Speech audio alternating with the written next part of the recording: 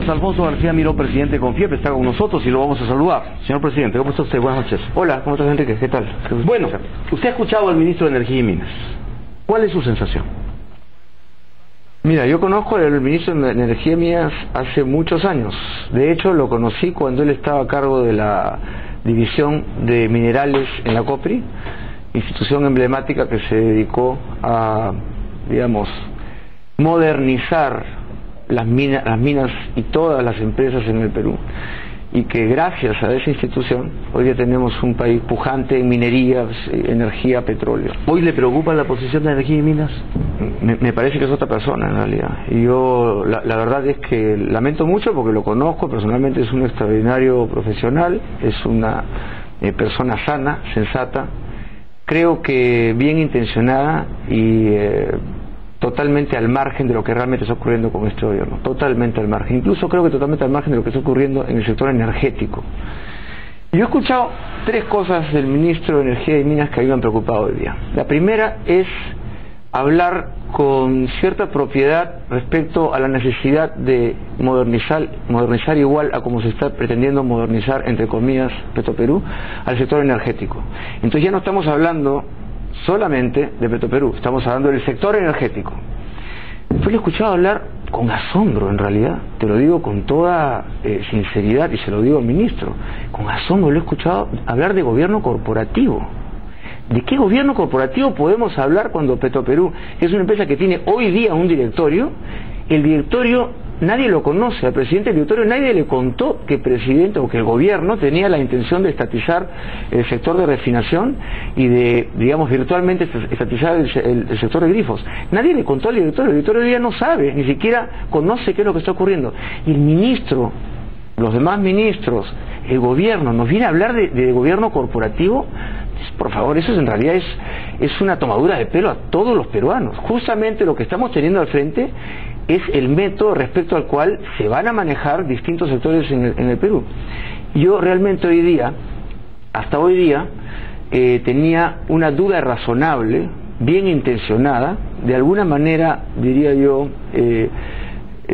hasta cierto punto inocente, no voy a decir ingenua porque mejor suena inocente, respecto a las verdaderas intenciones del gobierno y a la probabilidad de que, entrando en razón y conociendo el sentir de la opinión pública, el sentir de la comunidad de inversionistas nacionales y extranjeros, se diera cuenta que era realmente un gran error el querer intervenir un mercado adecuadamente competido por el sector privado. ¿Ahora está convencido de lo contrario? Absolutamente. Hoy día, a partir de hoy día en el Perú, se marca una línea divisoria entre la confianza que teníamos en el gobierno y las verdaderas intenciones que son. ¿Cuáles son para ustedes? Mira, hoy día salió concretamente un decreto supremo, salió ayer, sí, es el 012, que lo que hace, en resumen, para que la opinión pública conozca, lo que hace es fundamentalmente dos cosas.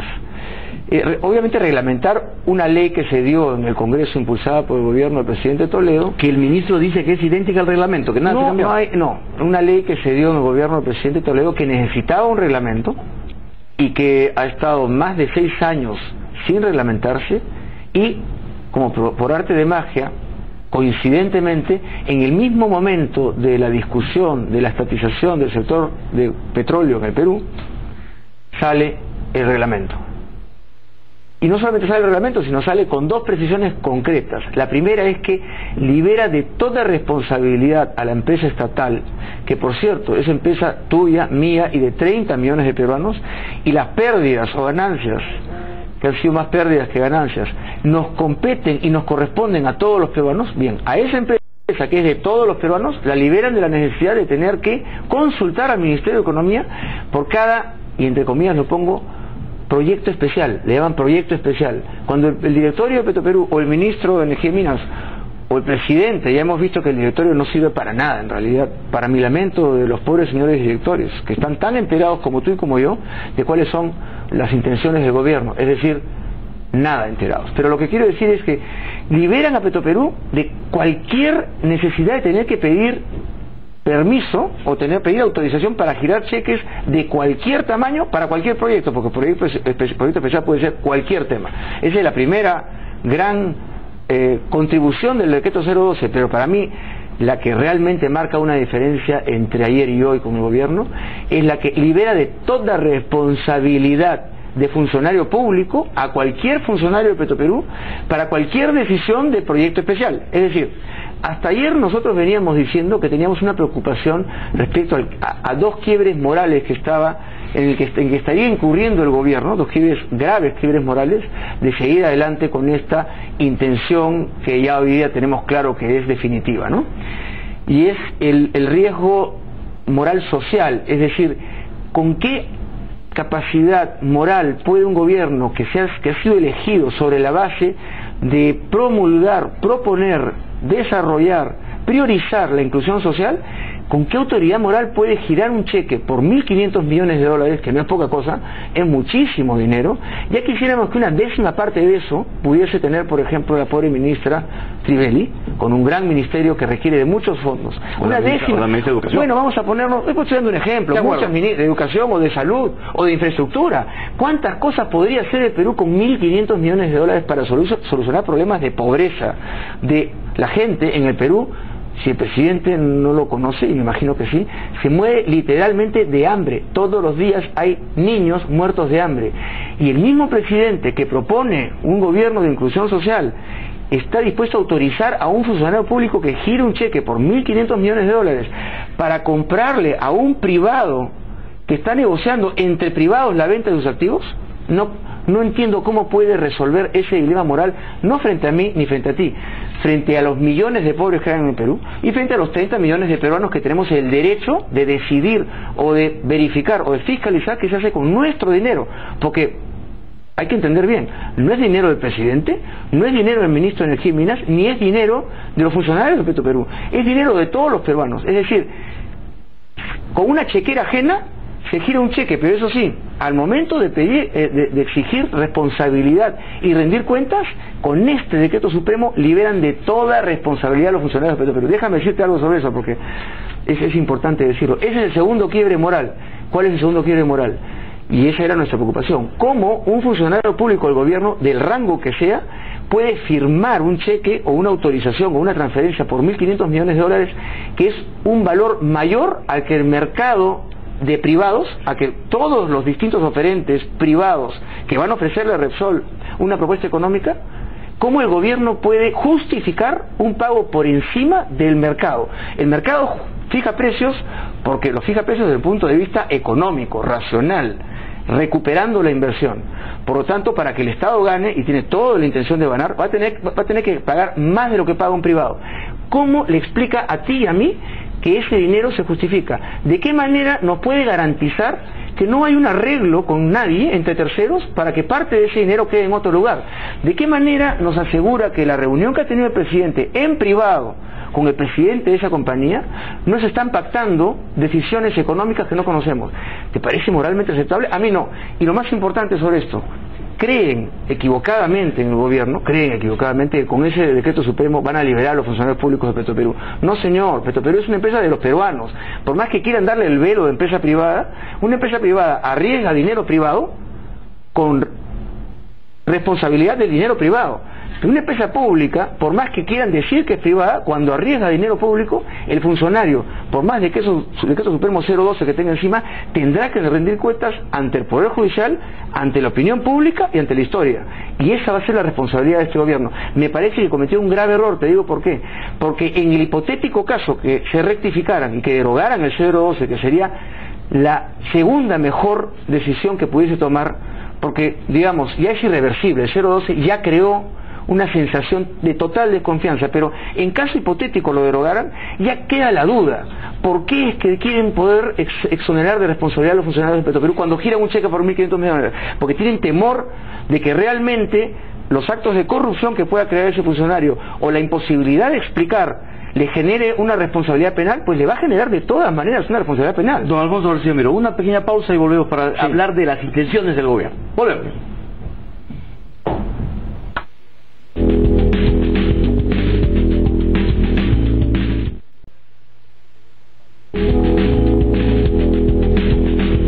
Amigos, estamos conversando con el presidente de CONFIEP, Alfonso García Miró. Don Alfonso, ¿cuál sería la verdadera intención del gobierno? ¿A qué dirección nos lleva? Sin duda lo que nos parece es que se ha acercado peligrosísimamente al modelo de aquellos países de Latinoamérica que desgraciadamente, gracias a sus presidentes, están haciendo un ridículo internacional. Llámese Cuba de Chávez y ahora la versión reencarnada, Venezuela de Chávez y su versión reencarnada, Bolivia de Evo Morales. Conocemos el ridículo internacional que hace lamentablemente Bolivia con su presidente, y obviamente Argentina exactamente igual, cada uno con su especialidad. En el Perú, lo que el gobierno, creemos, no se ha dado cuenta es que los peruanos hemos cambiado dramáticamente los últimos 20 años y tenemos algo de amor propio. El resultado económico del gobierno nos corresponde a todos los peruanos. El resultado económico del país nos corresponde a todos los peruanos, no al gobierno. Somos todos los peruanos los que nos hemos sacrificado, los que nos hemos esforzado, los que hemos sudado cada gota que nos ha caído todos los días por trabajar para hacer de este un país próspero. Felizmente, en gran distancia con los otros 3 países que he dicho que hacen ridículo público internacional.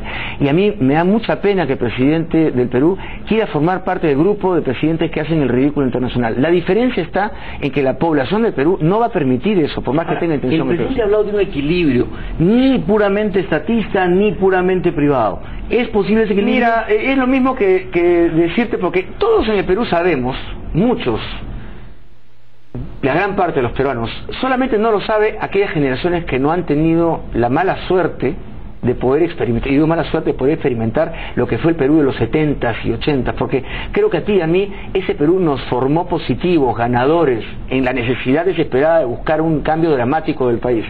Pues esos peruanos que no han tenido oportunidad de conocer lo que fue el Perú, se lo diremos, fue el país más caótico, desastroso, corrupto, con la moral en el suelo, ridículo internacional. Teníamos que ir a pedir, a dar explicaciones en el mundo, a rogar, a mendigar, con inflación, con empresas quebradas, con expropiaciones, con negocios que se destrozaban porque un funcionario público. ¿Por qué no podía? Entonces lo que te quiero decir, Enrique, solamente para terminar con esta idea, es que vengan a decirnos a nosotros los peruanos que un poquito de lo malo y un poquito de lo bueno suena mediocre.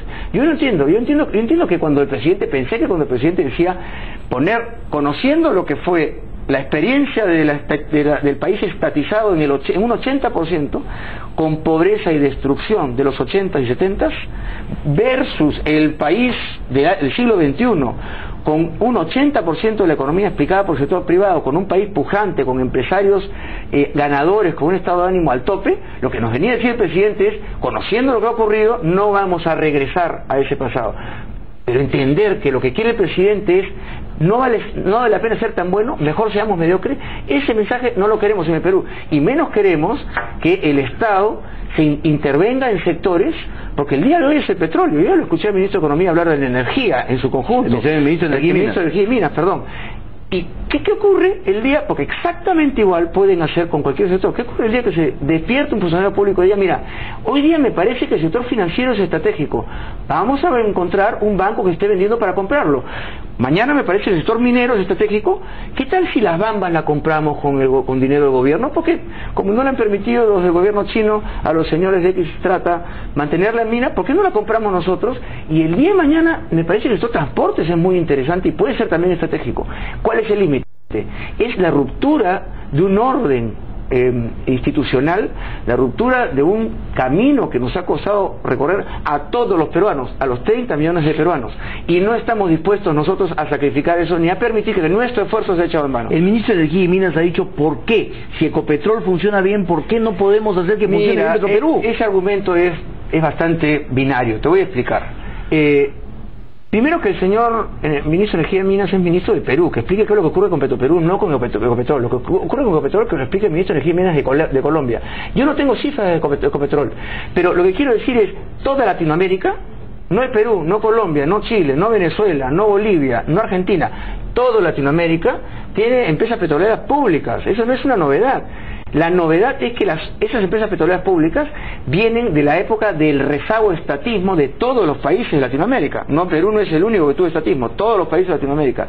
Sin embargo, cuando nos hablan de Chile, de Colombia, incluso Brasil. hasta Brasil. Bueno, esas empresas con sus empleados públicos son las únicas que no han adquirido ningún activo después de los cambios en los modelos internacionales de cómo ser países exitosos. Las que sí han adquirido activos, o dicho sea de paso, expropiado o robado activos, son la Argentina, que es un desastre, la venezolana, que la usan para comprar leche y para regalarle frijoles a los cubanos. ¿Cuál me falta? La boliviana, ¿no? Una vergüenza pública internacional, la petrolera estatizada, expropiada por el gobierno boliviano. Ese es el camino que está proponiendo el gobierno de Perú, el convertir a Petroperú en la YPF boliviana o la YPF argentina o en la...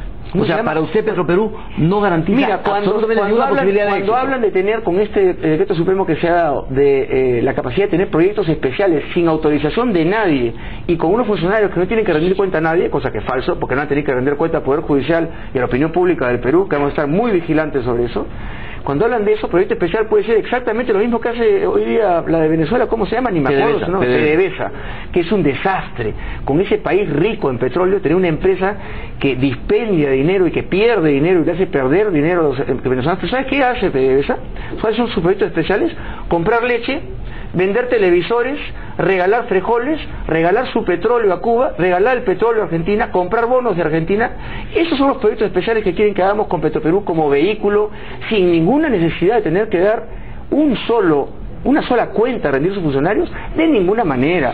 Eso es creer que los peruanos no tenemos un mínimo de decencia y un mínimo de amor propio en defender lo nuestro. ¿Qué harán los empresarios? ¿Qué esperan que hagan el ministro de Economía? ¿Debió ya renunciar el ministro de Economía? Ya no sé, en realidad, el ministro de Economía, tengo entendido que no ha firmado el decreto supremo 012 cuando debió firmar. Pero ha dicho que no va a renunciar. Se lo ha confirmado a la agencia andina. Seguro. El ministro de Economía tendrá que dar explicaciones al país, a la opinión pública, en su momento. ¿Le decepciona? Mira, yo creo que el ministro de Economía, tengo la convicción, por su formación profesional, por su formación académica, pero sobre todo por su formación moral, que el día en que se vaya a materializar, con todas estas señales que parece que se va a materializar, el día que se vaya a materializar un caso de corrupción y un caso de quiebre del orden institucional, un día antes va a renunciar. No tengo la menor duda que va a ser así por su formación moral, como te digo, más allá del académico profesional. A pesar de que está haciendo ahora el estudio. No importa, él tendrá que, como funcionario público y como un ministro de carrera, tendrá que dar explicaciones económicas, y las explicaciones económicas estoy absolutamente seguro que va a ser una recomendación negativa, pero ya nos dimos cuenta que no va a ser necesario, porque yo hasta ayer decía que tenía la buena fe, la esperanza de que las señales no fueran en ese sentido. Con el 012 no hay ninguna duda que van en ese sentido. Yo, alerto a la opinión pública, a todos los millones de empresarios que nosotros representamos felizmente, que van a verse amenazados en sus negocios, en la marcha económica, en su esfuerzo a hacer de este país un país ganador. Querer regresarnos a un país de Chávez, de Morales o de Kirchner, de ninguna manera. Muy bien. Don Alfonso García Miró, muchísimas gracias por su presencia. Gracias. Muy amable. Vamos a una pausa, volvemos.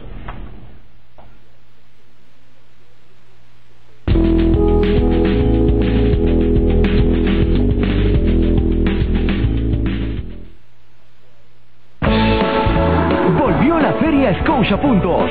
Compra todo lo que quieras y págalo como quieras con tus tarjetas Scotiabank o con tus puntos. Ven este sábado 4 de mayo al Hipódromo de Monterrico. Scotiabank. El caso peruano, hoy enfrentado a estas percepciones y realidades de inseguridad, no es único, exclusivo y excluyente. La tragedia es que en Latinoamérica estamos enfrentando una verdadera calamidad en relación con la seguridad. El problema de la seguridad interna en el país, la seguridad ciudadana, definitivamente estamos en un problema en el país. Es un tema que tenemos que abordar de manera definitiva, de manera enfática, de manera firme en el país.